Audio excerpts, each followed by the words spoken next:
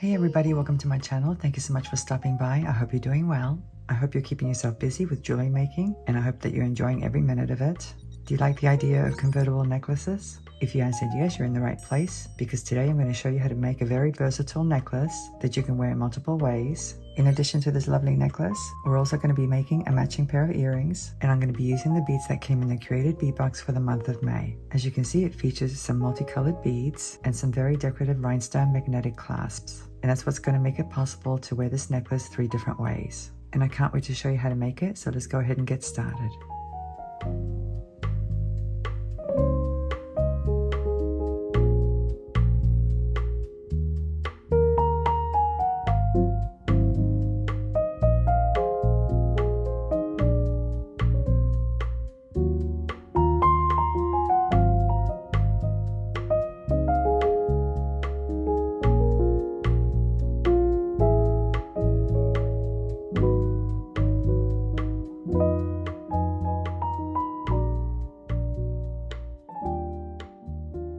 And here we have the Curated bead box for the month of May 2024. The name of this box is Mystical Orient. Now, if you're not familiar with Curated bead box, I'll leave some information down below in the description section of this video, along with a coupon code and a link to the website in case you're interested. And if you don't subscribe to this box, don't worry, you can still make this necklace. I'll leave a list of all the materials down below, along with a list of the tools that I'll be using today. I did do an unboxing video, and if you haven't seen it, I'll link it down below as well. Now, when I first saw the contents of this box, I was a little bit conflicted because I really did want to use the chandelier pendant, but I was also very inspired by the bead mixes that came in the box. So I started playing with the beads, combining different colors together, and decided not to use the chandelier pendant after all. But anyway, guys, as you can see, there were a lot of choices, lots of different kinds of beads. So let me show you the beads we'll be using today. Here are the beads we're going to be using for today's project. These two actually came in strands, and this was part of a bead mix. As you can see, there were various types of beads in that mix. Now, if you subscribe to this box, your bead mix may be a little bit different. You may have different amounts of each kind of bead. My bead mix contained 5 of these 8mm size pearl beads, and that actually made it a little bit challenging for me to design today's necklace. It took me quite a while, guys, because I had to come up with a bead pattern. And whenever I'm restricted by the number of beads, it definitely makes it very challenging. But in addition to the pearl beads, the bead mix also contained 6 of these 6mm pale pink glass beads. As you can see, they're clear glass beads. And all of these little ones measure 6mm in size, and each one has a silver band across the center, as you can see. And you're not going to believe this, but it took me quite a few hours to design today's necklace, which is one of the reasons I have such a difficult time going into the process. I mean, I try to explain my process sometimes, but there are times when I really can't because, like I said, it took me quite a while to work with these beads. But anyway, that was part of the challenge. You may not have as much of a challenge because, like I said, your bead mix may be a little bit different in terms of how many beads you have of each kind. Now, these dark blue ones are actually Lapis Lazuli beads. They're gemstones. And these teal colored beads are actually duo-style glass beads. The color is listed as being green and purple, but that combination makes them look a little bit more like teal. But anyway, these are the beads from the Curated bead box for the month of May. And because this bead mix had limited beads, I had to go searching for other beads that would coordinate. And let me show you what I found. I'm going to move these off to the side.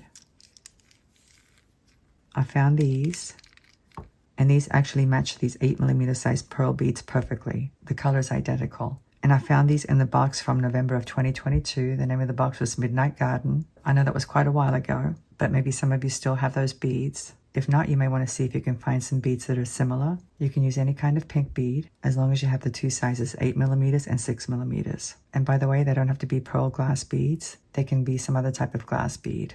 And the ones in this tray measure 8mm as well. Let me show you what else we'll be using today. Here are some additional items.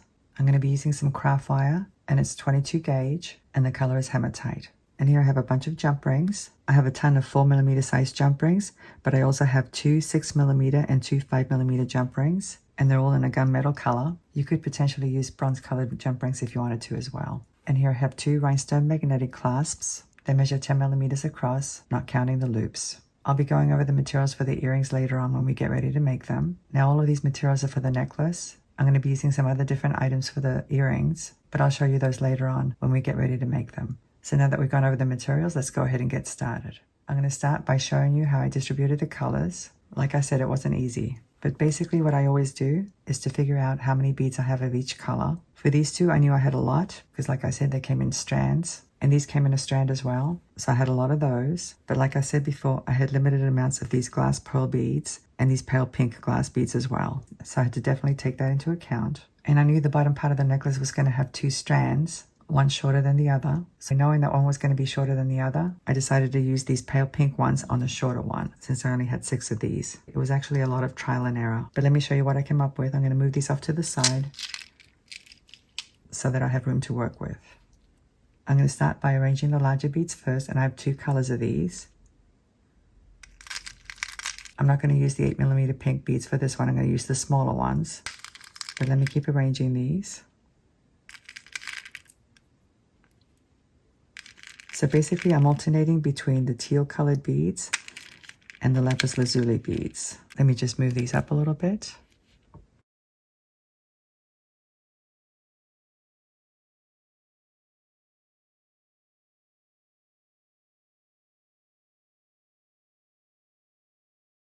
So this is basically how I laid out the beads in the beginning. As you can see, I alternated the colors, and I have 7 of each color. So once I did that, I had to figure out what I was going to put in between each one in terms of the colors. And I knew I wanted to use the smaller beads, the 6mm size beads. And as you can see, I have 3 different kinds. I have the glass pearl beads on the right, and in the left tray, I have the clear glass beads and the pale pink beads. So let me show you what I ended up doing. I started with a glass pearl bead here, and then one of the pale pink ones in the next space. Let me just move it in the middle there. And then another glass pearl bead and a pink one, a pale pink one. Let me just lay them all down.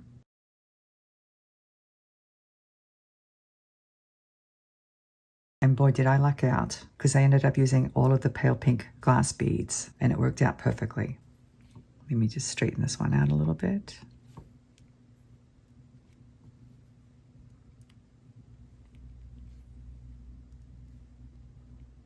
Now, obviously, you may not have this challenge. It was a challenge for me because I had to figure it out. So anyway, guys, this is how I figured out the shorter strand. And the longer strand is going to be something similar, but instead of having these smaller glass pearl beads, it'll have the larger ones, the 8mm size. Let me go ahead and show you how I laid those out.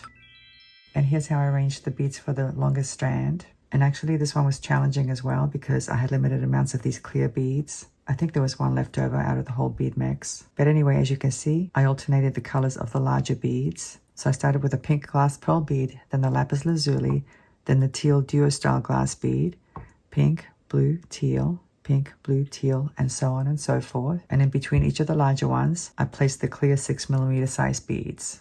And that's basically it. So anyway, guys, if you want to take a screenshot, you can certainly do so at this point. I would recommend that you take a screenshot of the shorter strand as well. So you're going to have to go backwards in the timeline. I do have timestamps down below. You can just click on those if you want to. Now for the top part of the necklace, I'm going to use the rest of these beads here. These are the 6mm glass pearl beads, as you can see.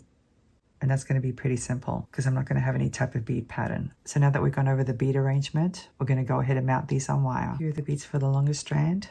I decided to just put them all in this tray. What I normally do, guys, once I've decided how I'm going to arrange the beads, I take a snapshot with my phone, and that way I can refer to it once I start connecting everything. But anyway, let me show you how to do this. I have my 22 gauge wire, and I have a long piece. I like to work with long pieces because I feel like I save wire that way. I don't waste as much. And here I have my round nose pliers. I'm going to grab the wire about, I would say, 1.25 inches down, something like that. I'm going to go ahead and bend it. Switch to this part of the pliers, wrap the tail around the nose, flip the pliers around, continue to wrap to the back. So now I have a little loop. I'm going to grab the loop with these pliers. These are actually crimping pliers, but I like to use these because they have very skinny tips and they grab really well. And now with these pliers, I'm going to grab the tail and I'm going to do a couple of wraps. You can do more if you want to. Let me just fix this. And now using flush cutters, I'm going to cut off the excess and tuck that little tail in.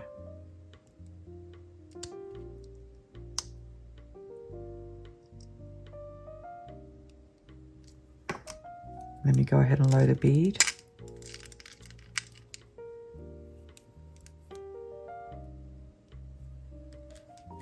grab the wire with my round nose pliers at the top of the bead, line up the bottom loop, just like this, bend it, switch to this part of the pliers, wrap the tail around the nose, flip the pliers around, continue to wrap to the back. Let me grab that loop, snip off the excess, grab the tail, and do a couple of wraps.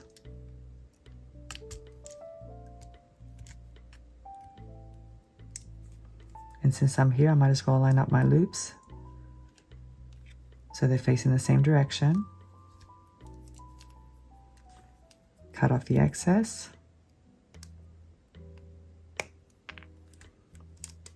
And now let me tuck that little tail in.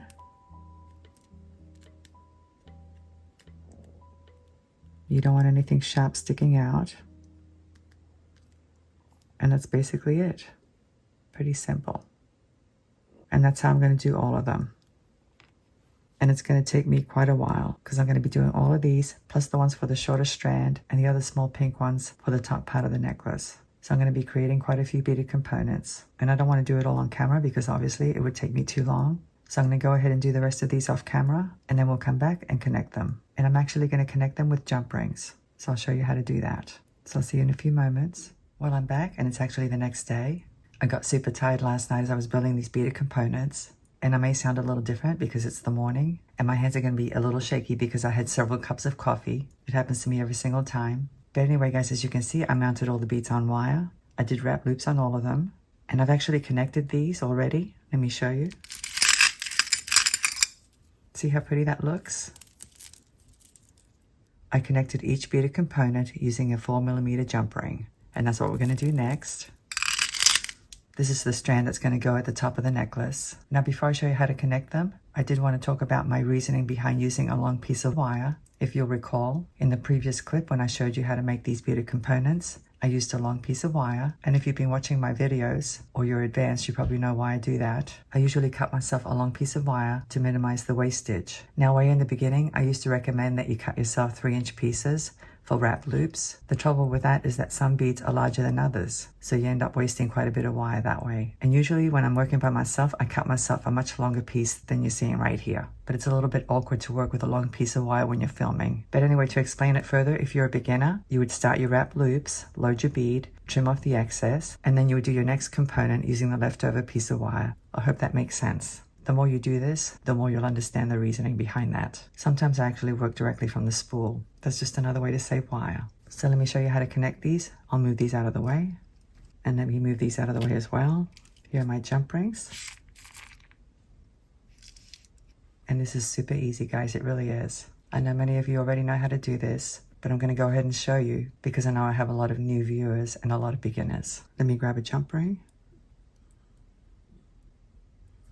I'm going to go ahead and open it up. The first bead's going to be this one right here. And then the next one will be a pink one. Like this. Close up the jump ring.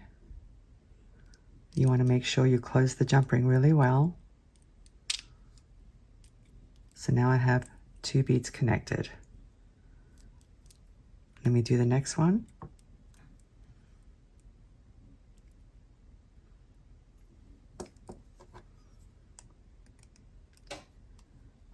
I'm going to go ahead and slide the pink one into the jump ring like this and slide the next bead, which is one of these teal ones, and close it up.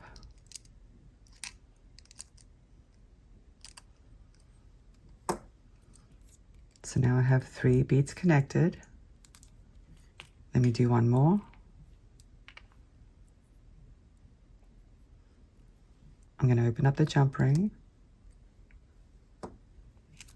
slide the teal bead into it, and the next one's one of these clear pink ones, pale pink ones, I should say, like this, and close it up.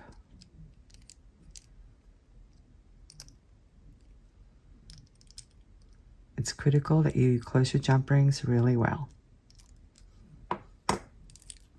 So now I have 4 beads connected. It's as simple as that. One of the things I like about this method, using jump rings in between the components, is that it makes the strand very, very fluid. It drapes really, really nicely. So anyway, guys, that's how I'm going to connect all of these. These are for the shorter strand, and then I'll connect all of these as well. These are for the longer strand. And then when I come back, I'll show you how to connect the clasp, and we'll make a pair of earrings. So I'm going to do it off camera, and I'll see you in a few moments. Here are my 3 strands. As you can see, I've connected all my beaded components, and now we're ready to assemble the necklace. Now, before I do, I want to talk about the orientation of the loops, because that's important. Here's my clasp.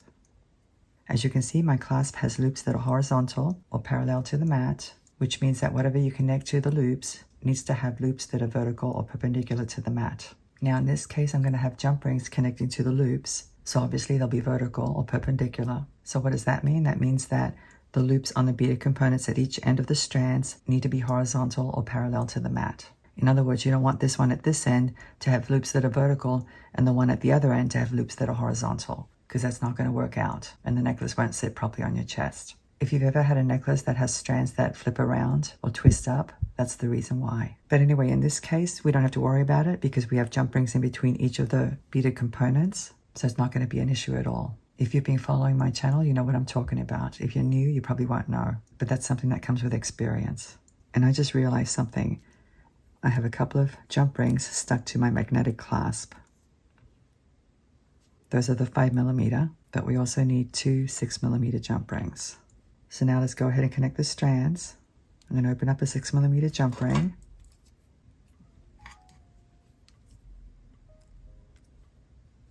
Slide on this beaded component. This is the shorter strand.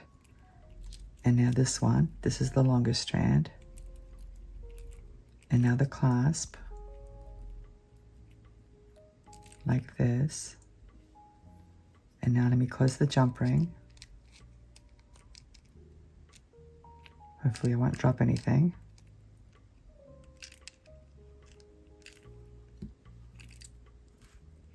So there it is connected. As you can see, I have an 8mm on one side and a 6mm on the other. And that's by design because I didn't want to have 2 8mm beads bumping up against each other. Let me remove this part. And now we need to make sure that we connect the other ends of the strands properly. You don't want them all twisted up. So I'm just going to check my loops, the orientation of my loops and my jump rings to make sure they're all facing the right direction.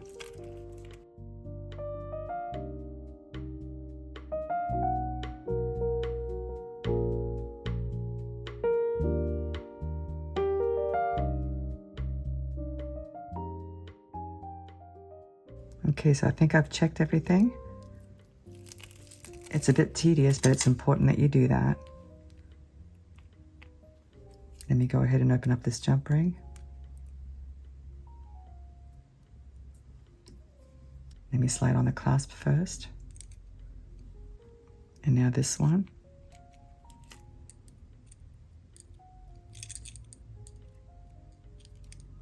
And now this one.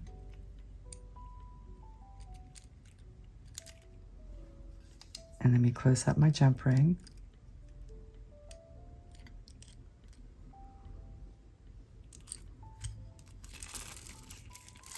So now these 2 strands are connected. And this is actually one necklace. It's a double strand necklace with a beautiful clasp. You could wear it like this just by itself. You don't have to connect anything else to it. But we're going to connect this one now. So here's another clasp. It's exactly the same as that one. Let me open up a jump ring.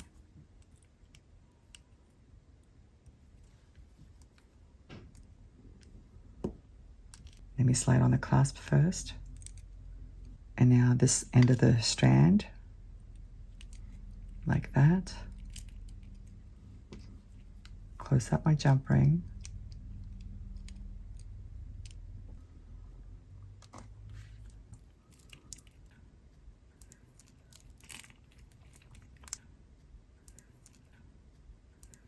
Let me remove this part. And now I need to figure out which end connects to this one. So let me see. It's not that one, so it must be this one.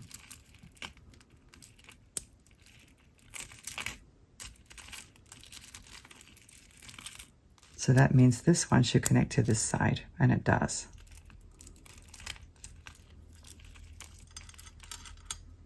Let me open up this jump ring.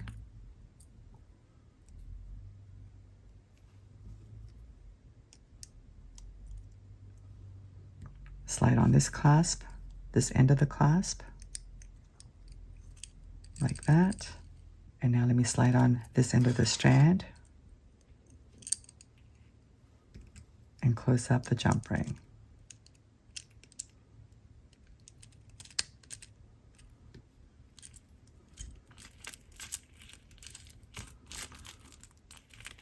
So this is another necklace that you can wear by itself like this. I think it's adorable. If you want a minimalist look, this would be a nice one. And you can actually wear the clasp in the front or in the back.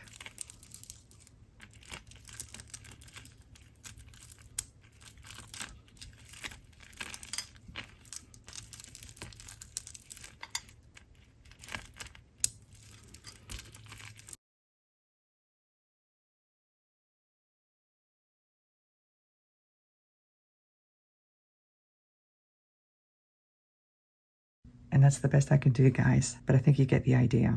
And I absolutely love the color combination. I love the pink with the teal and the blue.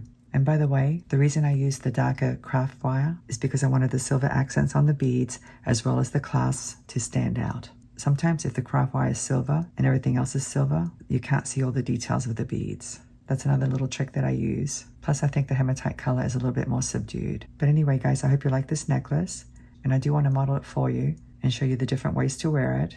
But before I do, we're going to make a quick pair of earrings. I've already made one. Here it is. Isn't it cute? I think it's so cute. And here are the materials for the other one. Let me just arrange everything here so you can see.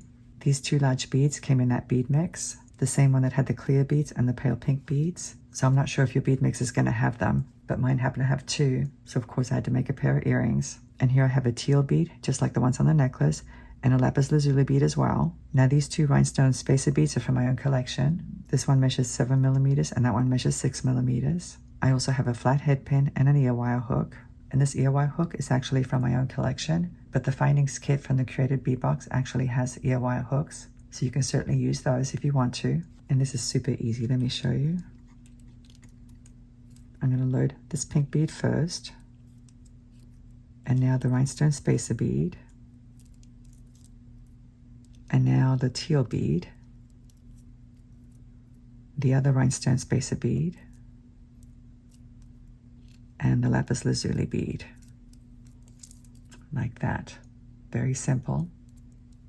I like to make simple earrings. And now I'm going to grab the pin at the top of the bead like this, bend it, cut off the excess, leaving about 3/8 of an inch or so. And now using my round nose pliers, I'm going to grab the end, making sure that it's flush with my barrels, and I'm going to form a loop. You want to make sure your loop is centered on the beads and closed, just like that. And now let me open it up. Grab the ear wire hook, slide it in, and close it up.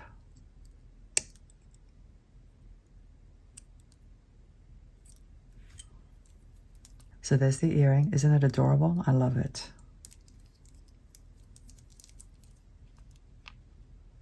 But anyway, guys, I really love this set. I think it's very attractive. I hope you like it as well. I hope I've inspired you, and I hope you can make your own. So now I'm going to go ahead and put it on for you and show you what it looks like. Thank you so much for watching. I'm looking forward to seeing you again. Have a great day, and I'll see you next time. Bye.